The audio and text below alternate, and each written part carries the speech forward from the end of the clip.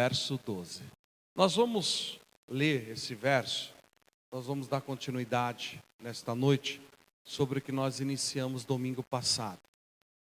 E hoje eu vou falar um pouco sobre o campo de batalha. E um dos campos de batalha chamada mente. Então, vamos ler no 3 todos juntos, vamos lá? 1, 2, 3. Porque não temos que lutar contra a carne e o sangue, mas sim contra os principados, contra as potestades, contra os príncipes das trevas deste século, contra as hostes espirituais da maldade nos lugares celestiais. Amém? Pai, eu quero te louvar e te agradecer. Senhor Jesus, nesse momento nós te pedimos, venha sobre nós, através do teu Santo Espírito. Nós levamos a nossa mente cativa até a cruz e depositamos diante do Senhor. Quebra todo laço, todo embaraço, tudo aquilo que não provém de ti. Joga por terra, Pai, no nome do teu Filho amado. Todo poder das trevas, percam as forças nessa região. Sobre aos arredores dessa igreja, caiam por terra, no nome de Jesus.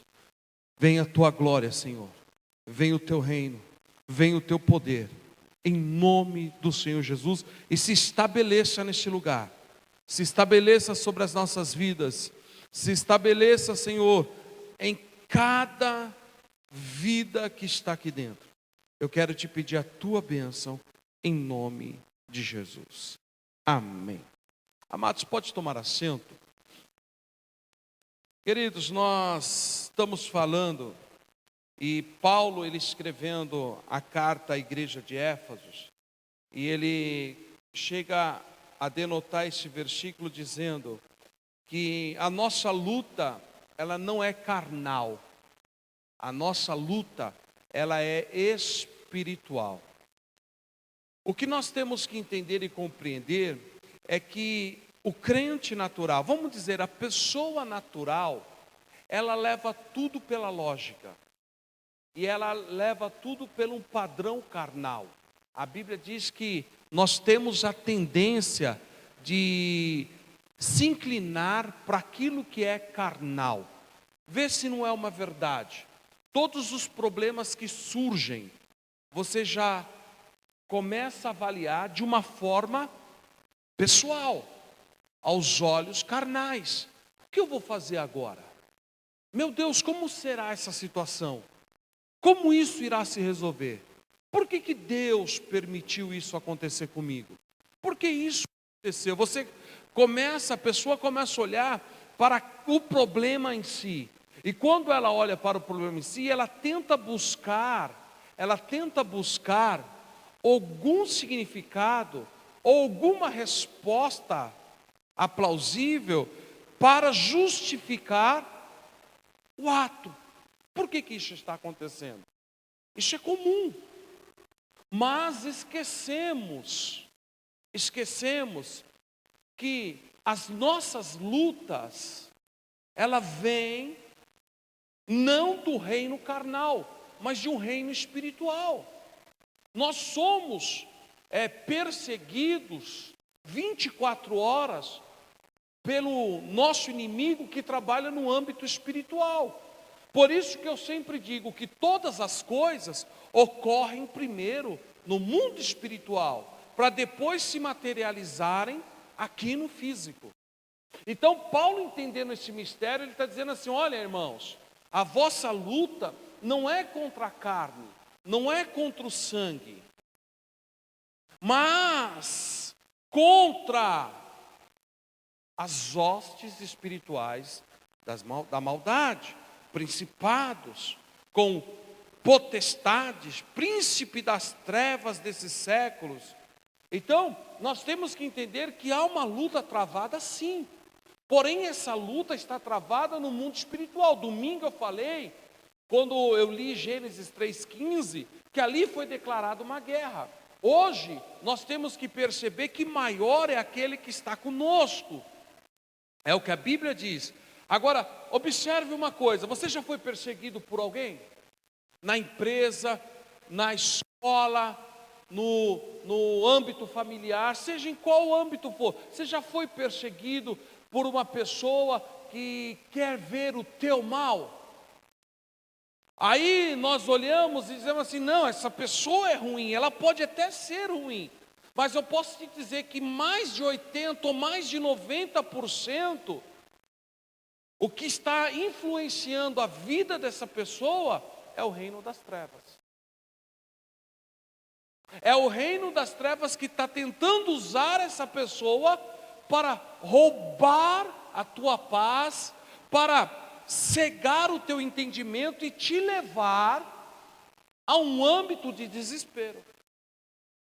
E aí, se você não entender, a primeira coisa que você vai fazer é o quê? É entrar em luta física, não agressão física, mas às vezes em luta verbal, às vezes com brigas, palavras. E isso não resolve. Você vai perceber que a luta permanece, as coisas continuam. Mas o que nós temos que entender, que se essa pessoa, ela está sendo influenciada por um espírito, então eu tenho que lutar no âmbito espiritual. A primeira coisa que eu preciso identificar é como guerrear. Então, quando eu entro em questões assim, a primeira coisa que eu faço é blindar a minha vida. Eu blindo a minha vida com sangue todos os dias. E daqui a pouco eu blindo a minha mente. Eu evito pensar, eu não quero saber o que fala, eu não quero saber o que posta. Eu excluo toda a influência dessa pessoa sobre a minha vida, porque aí a minha mente não fica martirizando o dia inteiro o que ocorreu.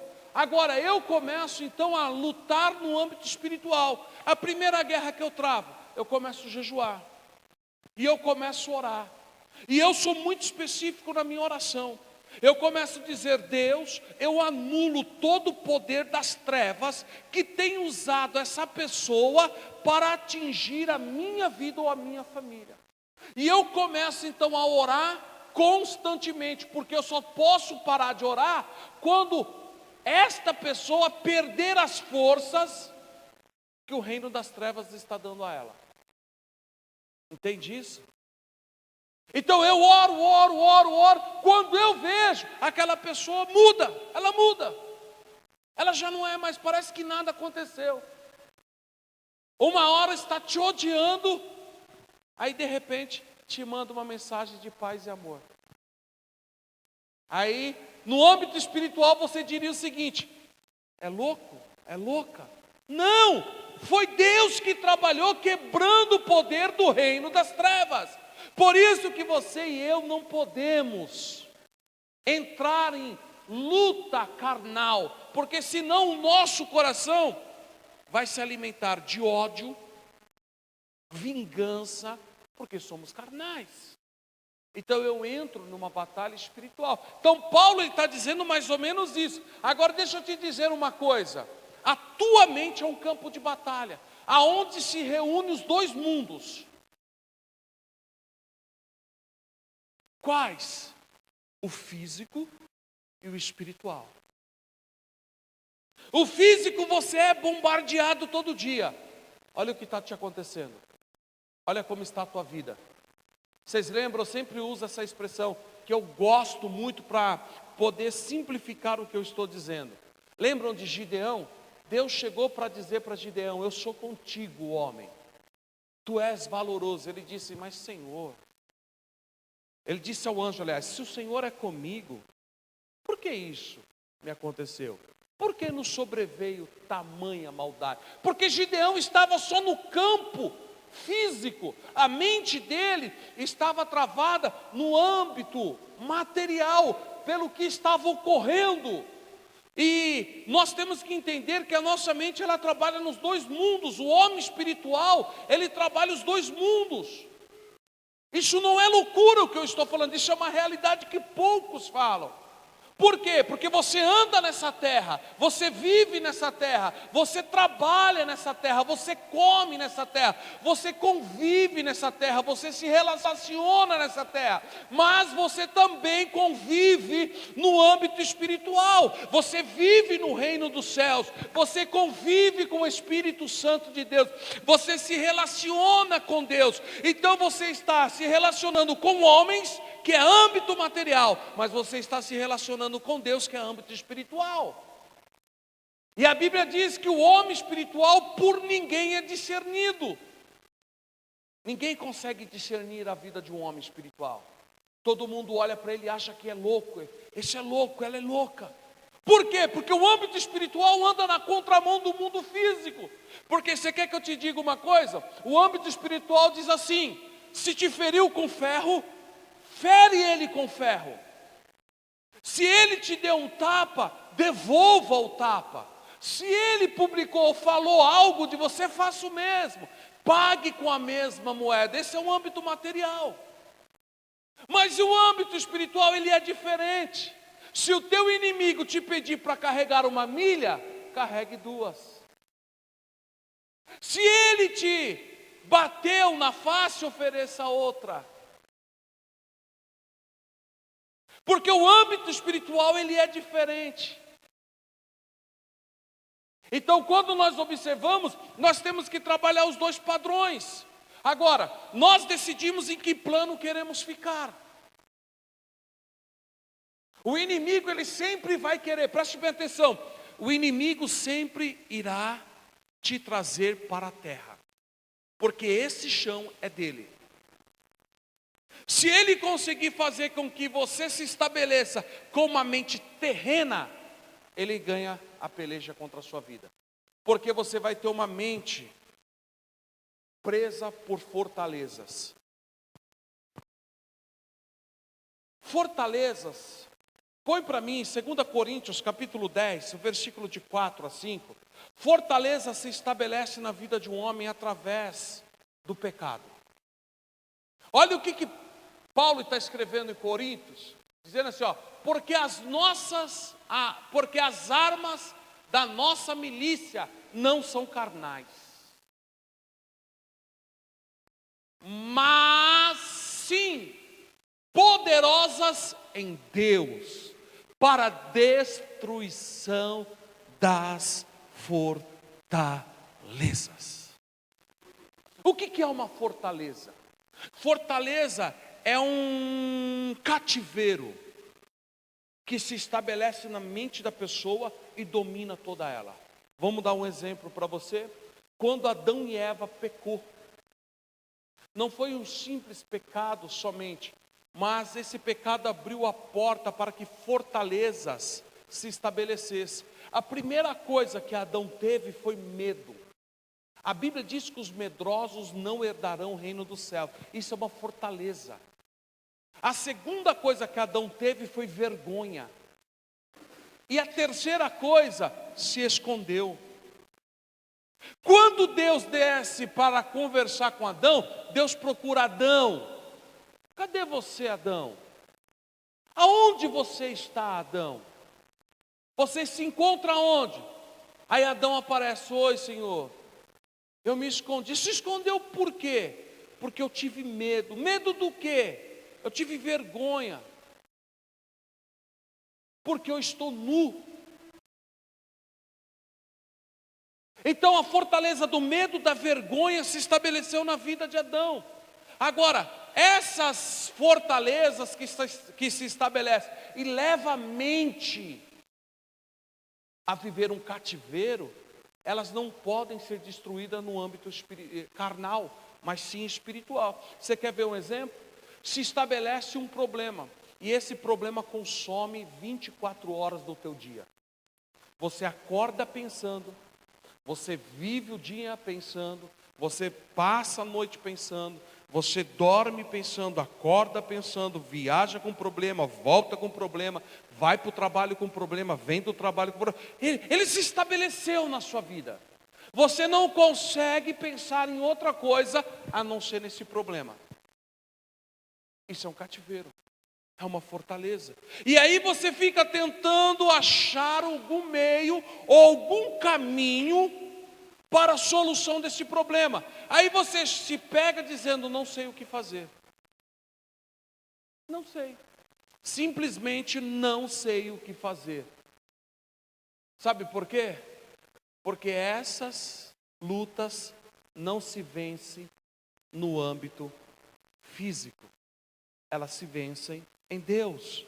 Existem situações que você precisa ter o controle da tua mente, saber que as suas armas não são carnais, mas são poderosas em Deus.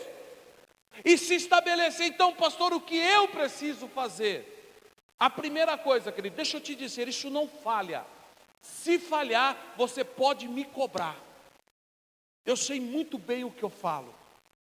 Não falha. Entra num período de consagração. Deus, eu preciso de uma resposta para esse problema. Eu preciso de uma instrução. Eu preciso que o Senhor me guie. Eu preciso que o Senhor realmente fale comigo. Porque esse problema não pode mais permanecer na minha vida. Eu estarei a partir de hoje orando e jejuando sem cessar. Enquanto o Senhor não me responder, eu não paro de orar e não paro de jejuar em relação a este problema. Então, quando você entra no âmbito de jejum e oração, preste bem atenção no que eu estou te falando. O mundo espiritual trabalha. Quando Daniel estabeleceu, e a Bíblia diz que ele colocou o propósito no coração de orar ao Senhor, porque ele queria uma resposta, preste bem atenção. Ele dobrou o joelho e começou a orar. A luta de Daniel era espiritual, não física. Então ele diz assim, Deus, eu preciso de resposta. Orou um dia, 2, 3, 4, 5 dias. Ele foi orando, e nada acontecia. Nada, nenhuma resposta, nada vinha como sinal. Mas Daniel sabia que as armas poderosas que ele possuía é o jejum e a oração. Ele continuou orando, ele continuou jejuando. Quando se completou 21 dias, a Bíblia diz, olha o que aconteceu. A Bíblia diz que se apareceu o arcanjo e disse assim, Daniel, desde o primeiro dia que você colocou o propósito no teu coração, o Senhor já ouviu a tua oração. Ele enviou um anjo, mas houve uma luta que se travou nos céus. Principado, potestades, lutas se travaram, impediram que o anjo descesse até você. Então eu quero te dizer, se você está numa luta, você pode estar numa situação dessa. Deus já liberou a promessa, Deus já liberou a palavra, Deus já disse o que irá fazer, mas de repente uma luta espiritual se travou, e o anjo não consegue descer, porque você também não está se posicionando com as armas que Deus te deu.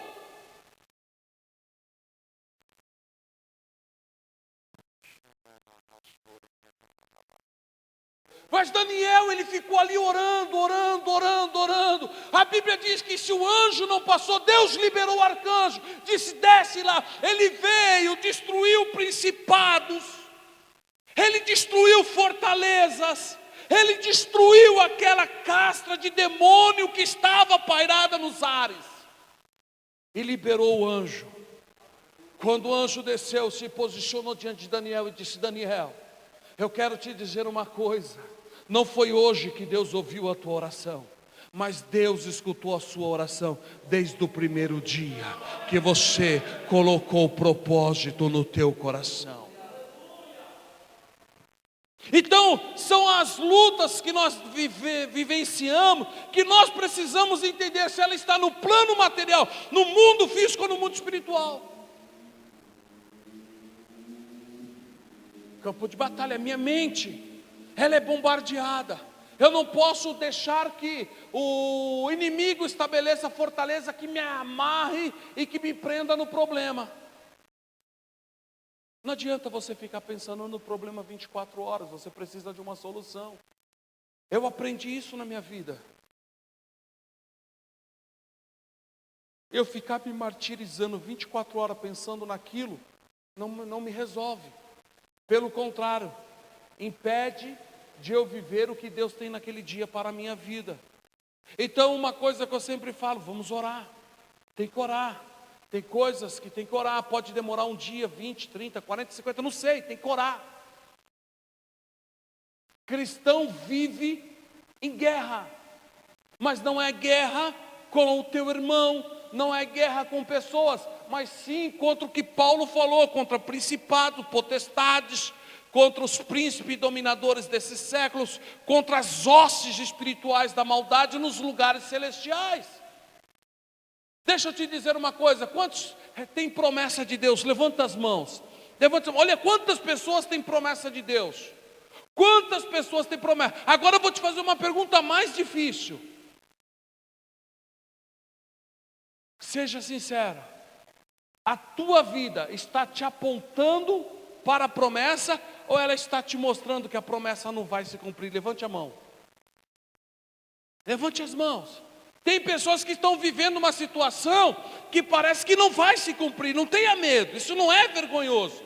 Porque você pode estar olhando e dizer assim: Deus, cadê a promessa? Senhor, o que o Senhor falou não está acontecendo. Parece que eu estou vivendo tudo ao contrário. Às vezes eu atendo pessoas no gabinete e sabe o que elas chegam a dizer para mim? Mas Deus falou e parece, pastor, que piorou. Parece que depois da profecia, parece que depois da palavra revelada, as coisas pioraram. É porque o inimigo quer te mostrar e roubar a tua mente das promessas de Deus. E ele quer te mostrar em um plano físico que ele não irá deixar ou permitir que esta promessa se cumpra. Então, se você tem promessa, se ela foi liberada ao teu coração, você precisa se posicionar e dizer: ela é minha. Eu não vou ceder a minha mente para ficar pensando em nada que seja ao contrário daquilo que Deus falou ao meu coração. Se Ele já liberou a promessa e ela não chegou, pode estar travada uma luta. Então, em vez de eu ficar me martirizando com o problema, eu vou pensar nas coisas que são de cima, vou colocar a minha vida na batalha em jejum e oração, e eu só paro quando a promessa se realizar nesta vida.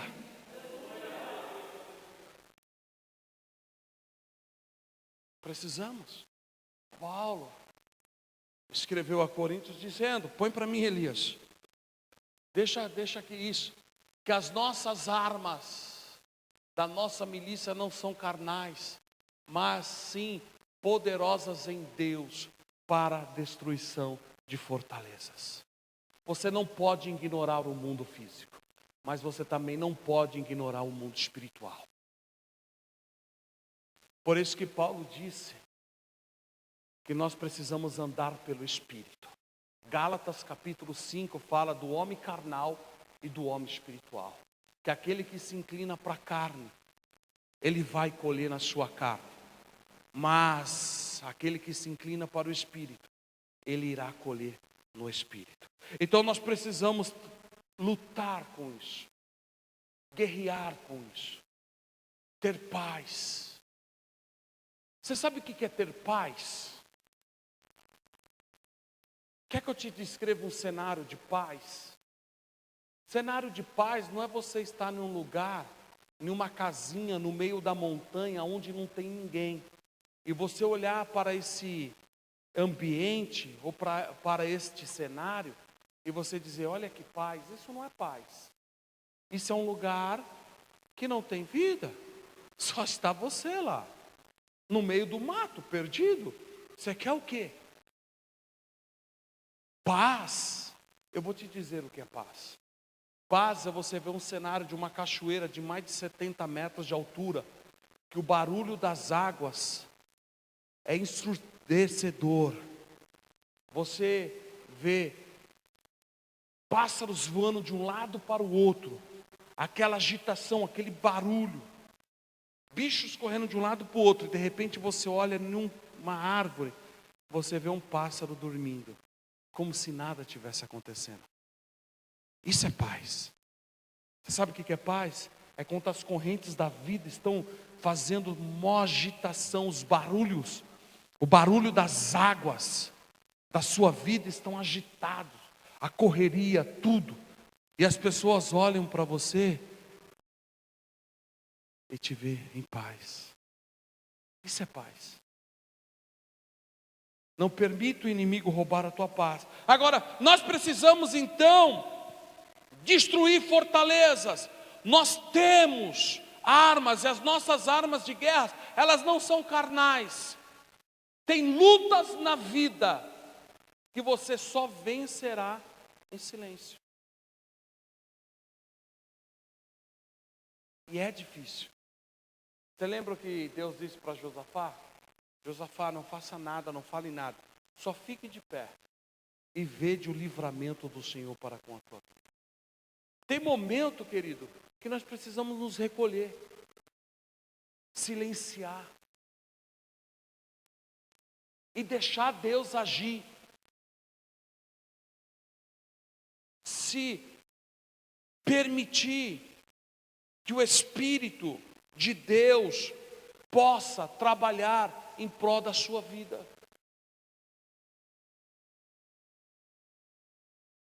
E você silenciar não significa que você perdeu a razão.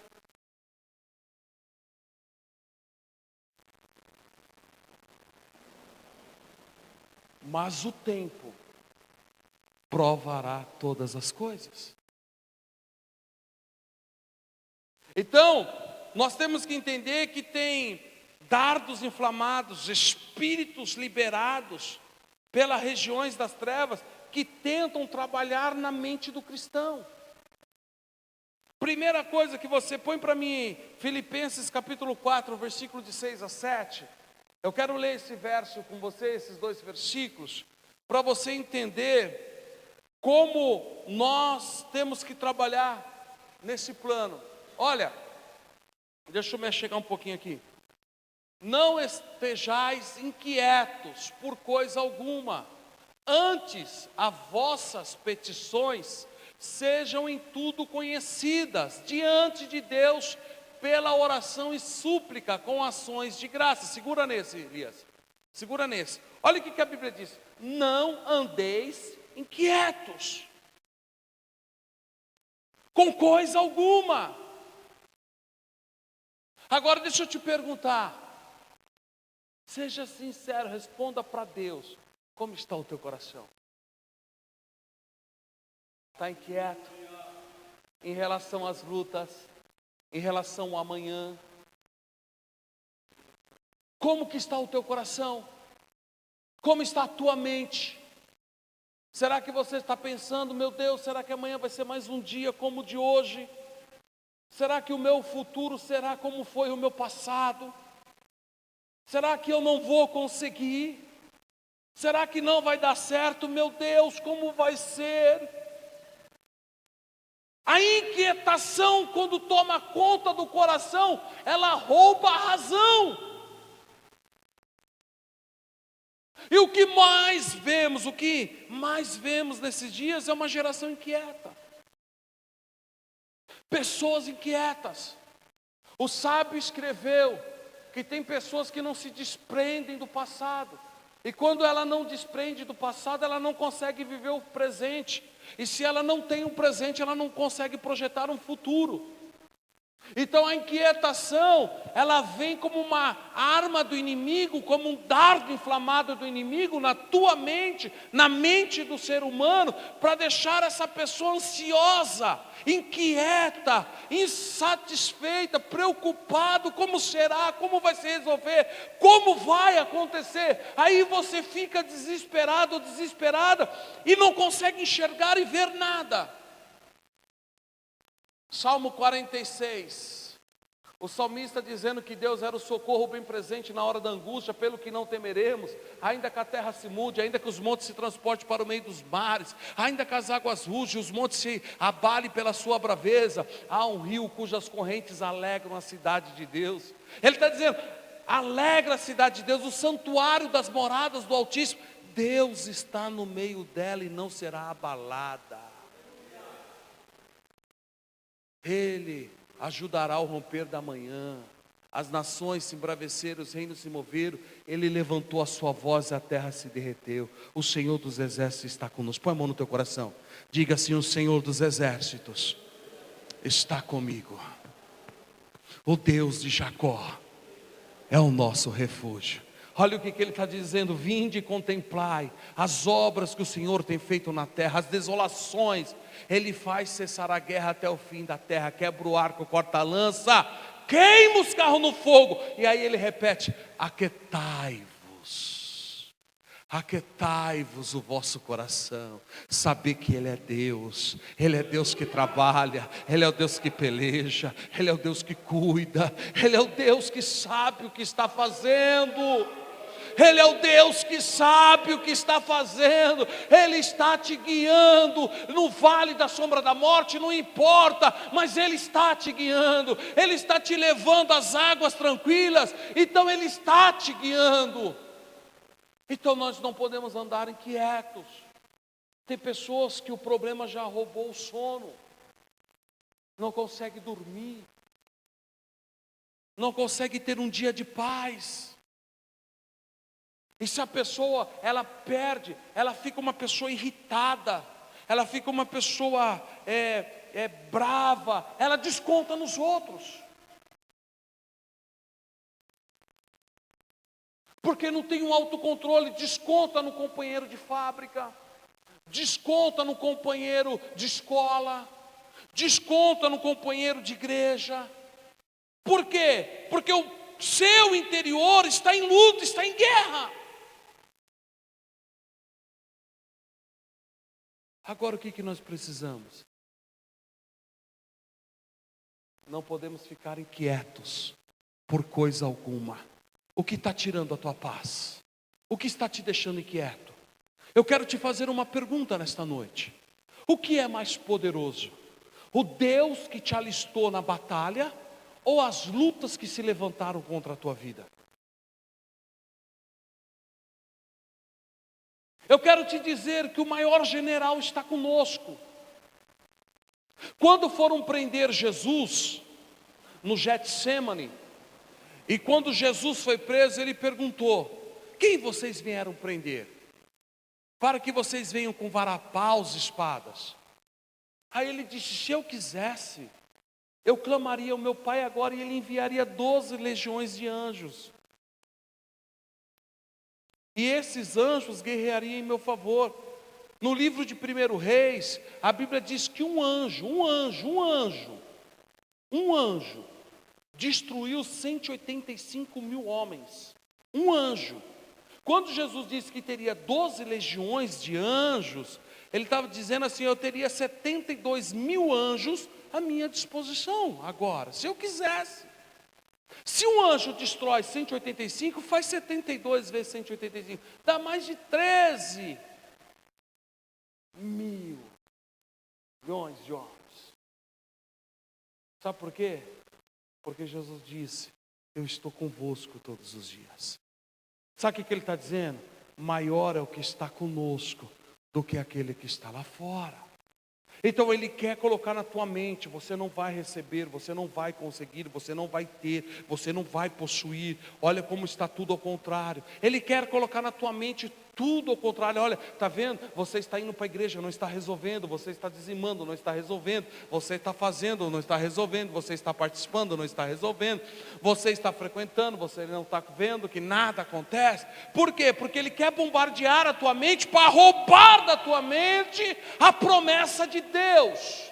Porque se Ele conseguir arrebatar do teu coração a promessa que Deus liberou, aí você será que nem aquela pessoa à beira do caminho que recebeu a palavra, mas logo o diabo veio e arrebatou do coração. então ela não tem poder. Então você tem que começar a pensar diferente. Não vou ficar inquieto. Ainda que nada esteja bem, Deus prometeu que tudo ficará bem. E a última palavra não é do homem, a última palavra não é de ninguém, a última palavra é do Senhor. Enquanto Ele não liberar a última palavra, nada está resolvido. E eu vou te dizer, Ele tem uma palavra ao teu coração. Não ande inquietos, não ande só. Passa ali, ó. A paz de Deus, que excede todo entendimento, guardará os vossos corações e os vossos sentimentos em Cristo Jesus. A paz. Jesus disse: eu vos deixo a minha paz, eu vos dou a minha paz, não como o mundo a dá. Quando Deus nos deu paz, é para que nós possamos estar quietos, em paz, descansando. Agora, uma mente que está inquieta, ela tem 3 coisas que eu quero falar nesta noite. A primeira, dúvida. Uma mente inquieta, a primeira coisa que o inimigo coloca é dúvida. Você já chegou a duvidar da promessa de Deus? Às vezes eu não estou dizendo que você está duvidando de Deus, mas da promessa você pode dizer: será que o pastor errou? Será que o profeta errou? Será que aquela irmã que me disse errou? Porque não tem como isso acontecer na minha vida. Olha para mim, olha para o meu estado, olha para a minha situação. Quem sou eu para que isso venha a se cumprir na minha vida? É dúvida. Porque que o inimigo, ele trabalha colocando dúvida. Porque Tiago disse que o homem que duvida é igual à onda do mar, é semelhante à onda do mar. Você sabe como que é? Eu estava pensando nessa palavra, eu tive agora uns dias de descanso, eu fui até o litoral, e eu fiquei reparando o mar, e eu parei em cima de uma pedra, num lugar bem reservado, vazio, longe de tudo, e eu ficava observando, a onda vem, bate na pedra e volta. Vem, bate na pedra e volta. Só isso. Aí eu lembrei, Tiago dizendo, o homem que duvida é semelhante à onda do mar. Ele vem e volta. Ele vem e volta. Mas nunca chega a lugar algum. Tiago está dizendo isso. Por que que o inimigo tenta colocar dúvida? Porque se você duvidar, você nunca chegará na promessa. Porque a dúvida te levará a ficar estagnado. Não te permitirá caminhar. Porque se você quer viver a promessa, você tem que caminhar para a promessa. Se você quiser viver o que Deus tem na tua vida, você tem que levantar a tua cabeça em meio às lutas, em meio às dificuldades, e dizer: eu vou caminhar. Possa chover, possa fazer sol, possa ventar, fazer o que for, eu continuarei caminhando, enfrentando os problemas, porque eu sei que o meu destino, o meu ponto de chegada é a promessa de Deus na minha vida. Então eu não vou parar. Então quando você não duvida, você continua caminhando. Imagina se Moisés com o povo de Israel ficasse à beira do Mar Vermelho, duvidando se as águas iam permanecer abertas ou não. A hora que Deus disse: Moisés, marcha. Moisés não quis nem saber se a areia ia estar em barro, ou molhada, ia afundar, não. A Bíblia diz que ele tomou coragem e saiu marchando. Porque assim é a promessa de Deus. Quando Deus libera uma palavra, Ele está dizendo assim: ó, acredita, não duvida dela. Levante a tua cabeça e caminhe agora. Caminhe, porque você irá vivenciar isso. E o inimigo está dizendo: isso não vai acontecer. E Deus está dizendo: não vai acontecer. Não, inimigo, não vai acontecer. Vai acontecer. Aí o inimigo, preste bem atenção, vem e faz algo e te mostra ao contrário. E Deus só fica olhando para você. Já liberei minha promessa. Em quem você vai acreditar? No que o inimigo está te mostrando? Ou naquilo que eu te liberei? A dúvida. Outro problema de uma mente quieta é a confusão mental. Você já viu pessoas, perdão, usar aquela expressão, não sei o que fazer? Uma expressão mais bíblica e mais pentecostal, na frente está o mar fechado, atrás estão os cavaleiros de Faraó. Não sei o que fazer. Não sei se eu continuo, não sei se eu paro, se eu retrocedo, se eu avanço. Estou perdido. Um ditado popular: pareço cego no meio de um tiroteio. Por quê? Porque a mente inquieta, ela traz confusão. Confusão. Será que vai acontecer ou não? Mas será que foi Deus ou não? Olha o que está acontecendo. A confusão mental, ela te leva para longe de Deus. Então eu preciso dominar a minha mente. Eu preciso controlar a minha mente. Outro fator, uma mente inquieta, ela se torna desanimada. Uma mente sem força. É aquela pessoa, não sei se eu vou mais.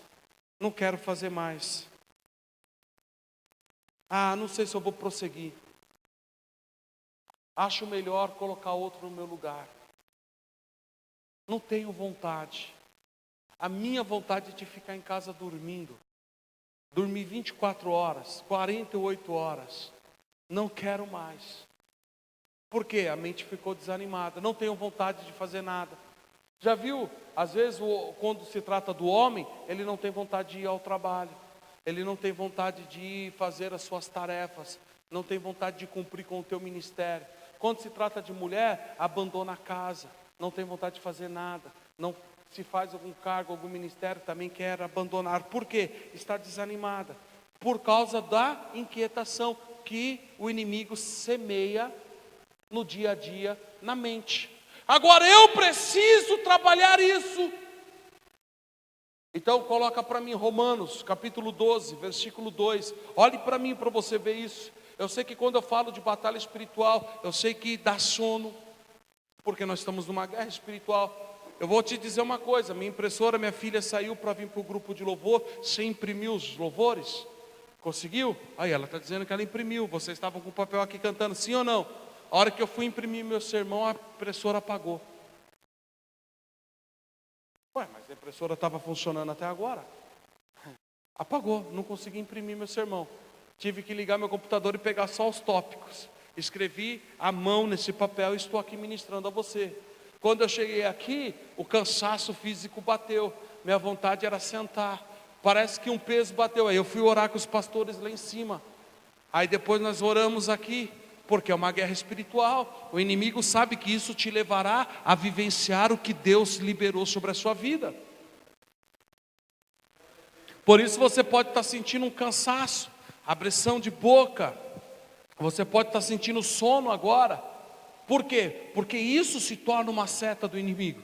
Mas eu quero te dizer, repreenda isso no nome de Jesus. Porque agora nós vamos para capítulo 12 da carta aos Romanos, aonde está a nossa arma, aonde está como devemos lidar com essa situação que eu acabei de falar. E não sede conformados com este mundo, mas sede transformados pela renovação do vosso entendimento. Então o que eu quero te dizer uma coisa, eu falei para você no campo de batalha mental como o inimigo está fazendo. E você está toda hora balançando a cabeça, e quando eu vejo você balançar a cabeça, eu estou entendendo que você está concordando comigo. Então se eu entendo que você concorda comigo, porque isso é real, isso é uma verdade. Agora, a Bíblia diz que nós devemos transformar a nossa mente, nós não podemos nos conformar com esta vida, com esta situação, com o dia a dia. Nós devemos transformar pela renovação do quê? Do nosso entendimento. Porque hoje Deus está trazendo entendimento ao coração da igreja. Deus está trazendo entendimento ao teu coração. Você não pode permanecer desta forma. O inimigo não pode dominar a tua mente. Você não pode ter essas fortalezas. Você não pode ter dardos aprisionando, dúvida, mente confusa, mente desanimada. Você precisa receber uma renovação de mente. E ela só vem através do entendimento da palavra. Eu preciso, através do entendimento bíblico, renovar a minha mente. Então tem algumas coisas, coloca Salmo 119, verso 15. Eu preciso olhar e eu preciso discernir a minha mente. Olha o que o salmista está dizendo: meditarei nos teus preceitos e terei respeito aos teus caminhos. O que eu devo fazer? Eu tenho que avaliar, eu tenho que meditar aonde a minha mente está presa. Se ela estava presa num problema, se ela estava presa numa dificuldade, em cadeias, agora não.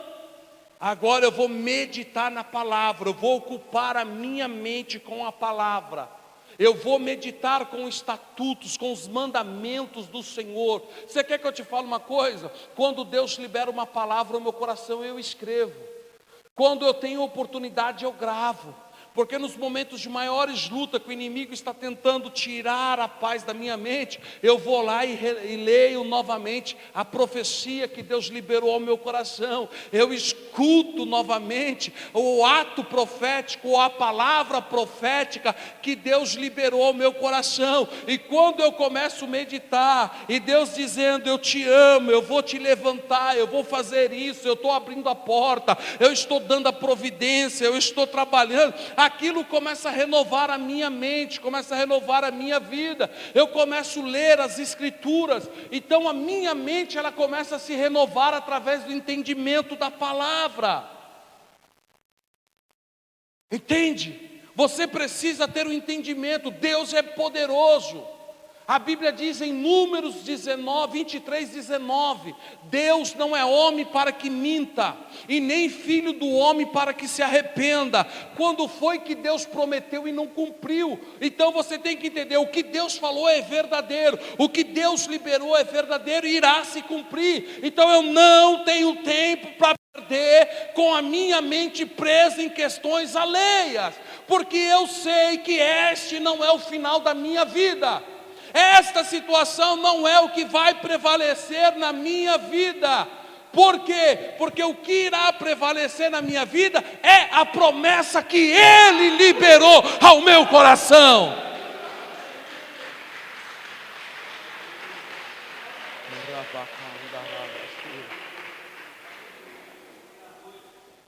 Esta é o que guarda, é isso que eu começo a pensar. Então eu tenho que começar a dominar a minha mente. O que eu estou pensando? Por que eu estou pensando nisso? Por que isso está roubando todo o meu tempo? Por que a minha mente está presa 24 horas no problema? Não esqueça. Não vou dizer que o problema vai sumir, mas eu sei que ele será resolvido. Então eu vou começar a pensar naquilo que Deus falou. A Bíblia diz: se há algum louvor nisso pensai nas coisas que são de cima. Então eu começo a avaliar. Você já reparou que o problema domina o homem 24 horas?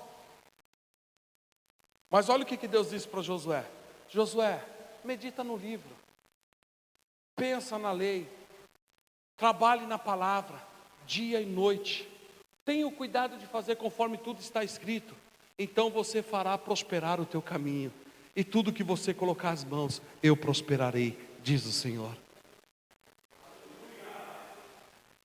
É mais fácil passar 2, 3 horas assistindo um programa de televisão.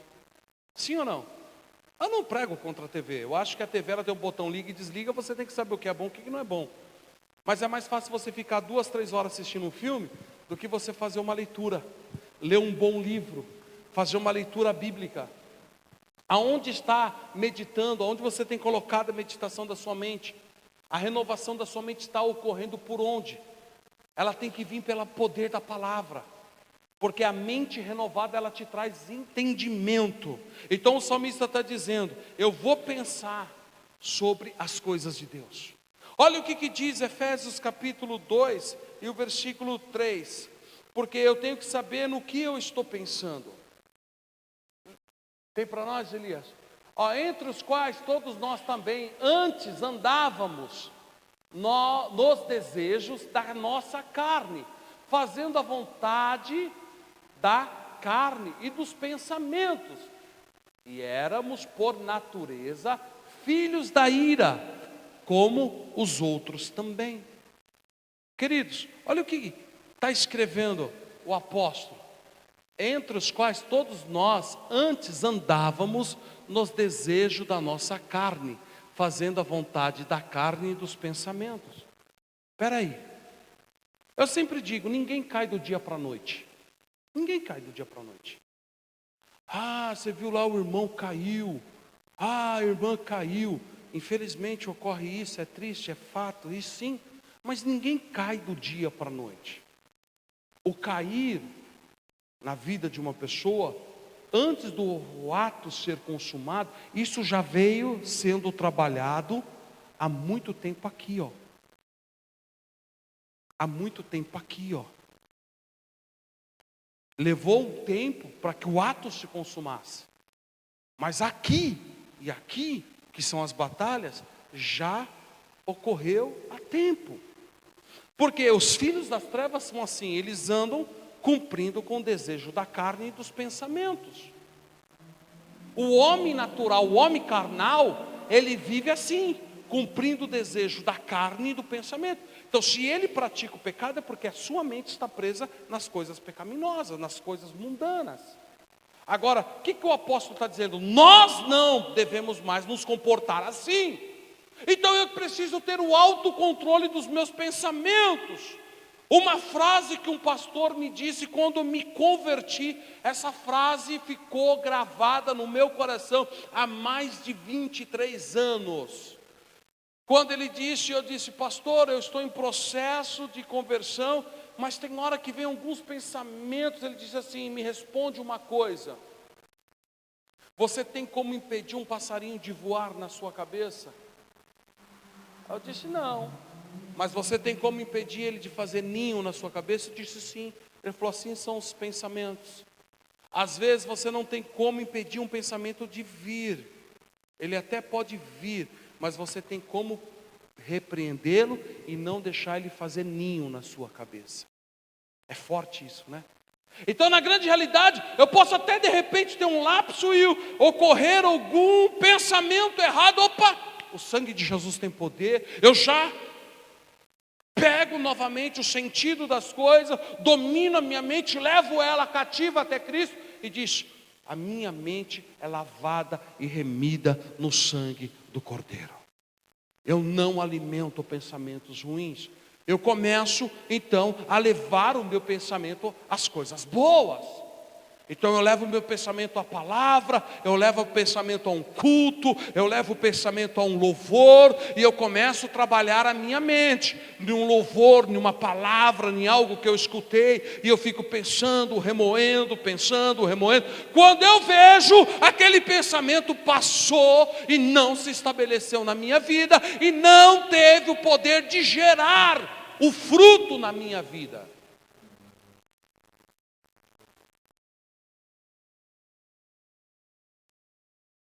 Porque eu venci. Porque eu já não ando mais fazendo a vontade da carne e dos pensamentos. Éramos por natureza filhos da ira, agora nós somos mais. Você sabe de quem nós somos filhos? Volta a 1. 1 ou 2? 2. E vos vivificou, estando vós mortos em vossas ofensas e pecados. Agora nós não somos mais filhos da ira, porque quando nós estávamos no mundo, nós estávamos mortos, andávamos na carne, no pecado, mas agora não, nós recebemos vida.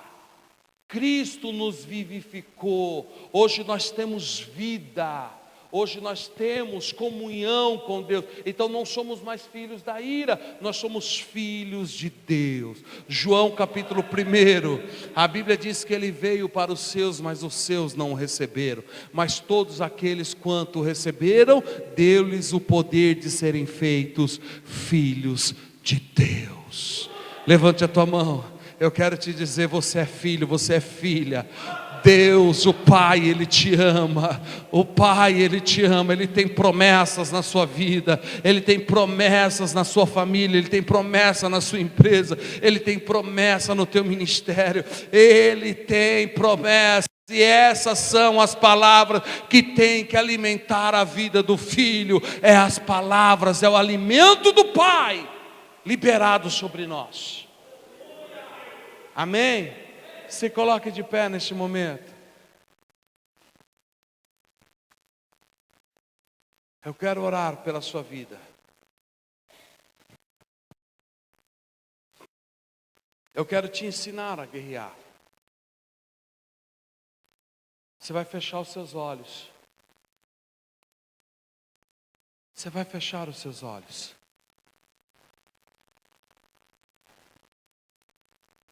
E você vai dizer, com os olhos fechados, a você mesmo, porque você tem autoridade sobre a sua vida e eu vou estar orando com você. Mas isso é sério o que eu estou fazendo aqui nesta noite. É muito sério. Feche os seus olhos. Eu quero te dizer, se tem algo que prende a tua mente, problemas que você atravessou, problemas que você esteja atravessando, te amarrando. Pode ser que houve uma porta aberta e espíritos estão lançando dardos que está aprisionando a sua mente. Então você vai fazer uma oração comigo. Repete comigo: Senhor Jesus, eu venho até ti. E neste momento, eu coloco a minha vida no teu altar. Toma a minha mente. Eu levo a minha mente até a cruz e deposito em ti. Eu determino agora que todo pensamento, todo dardo inflamado, toda influência do maligno saia, perca as forças, solte a minha mente, pensamentos saiam da minha mente.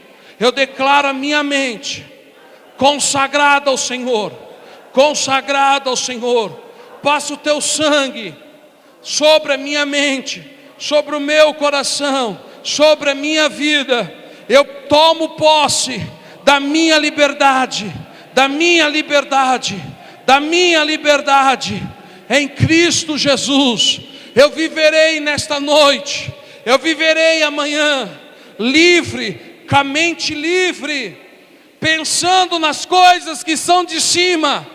E o inimigo não tem mais poder, não tem mais poder, porque a minha mente está liberta pelo poder do nome de Jesus. Você pode aplaudir ao Senhor?